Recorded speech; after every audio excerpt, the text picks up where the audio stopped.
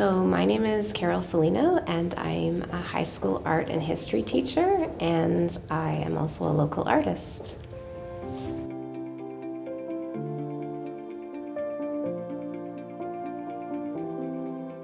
So I probably started seriously painting in 2017 as a form of art therapy, just to work through my issues with anxiety. And then probably when the pandemic started in 2020, that's when I really delved into producing more artwork. I focus on portraiture, so it's more realistic portraiture, but a lot of stylized nature elements and vibrant colors. So I get a lot of inspiration from Art Nouveau, which is an art movement that has a lot of organic and fluid lines. So in all of my work, you'll see a lot of undulating lines and forms throughout it. More recently, a focus on social issues, and I often pair those with historical images and stories of significance.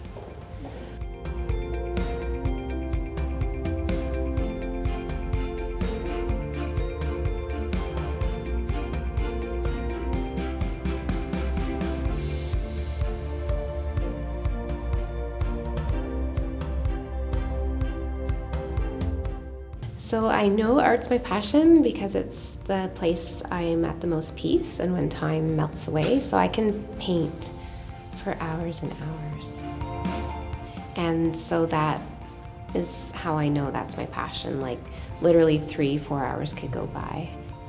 It feels like no time has gone by at all. So that's when I'm at my most present, is when I'm painting. So that's how I know that's my passion.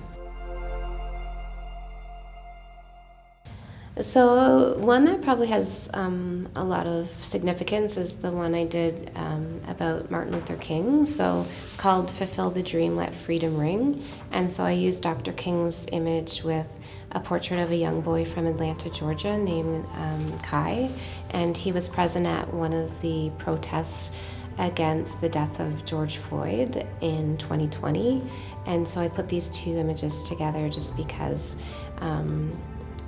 it's just talking about speaking out against racial injustice. So the little boy represents the next generation of freedom fighters, and Dr. King is shown in the background as sort of the larger figure and represents the wisdom of the elders, whereas the boy represents the energy of the youth. And the little boy said he could literally be the next Martin Luther King. And so there's an image of a police officer behind him in the painting that's sort of blurred out. He actually felt really protected at the protest because of the presence of the police officer, which is also very ironic since the protests are about police brutality against Black Americans. The words in the background also reflect Dr. King's words and quotations about, having a dream and racial equality. And so I think it's an important piece, and it gives me a lot of comfort and inspiration seeing Dr. King's face on the canvas.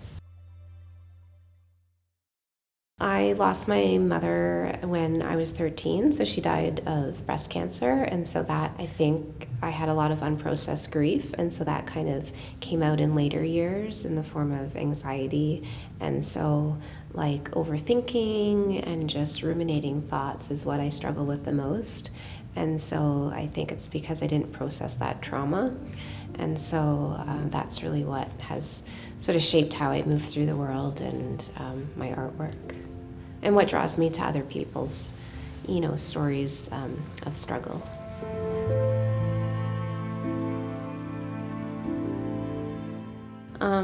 My advice is don't let anxiety define you, but let it motivate you and drive you to be better, and don't let it take the driver's seat.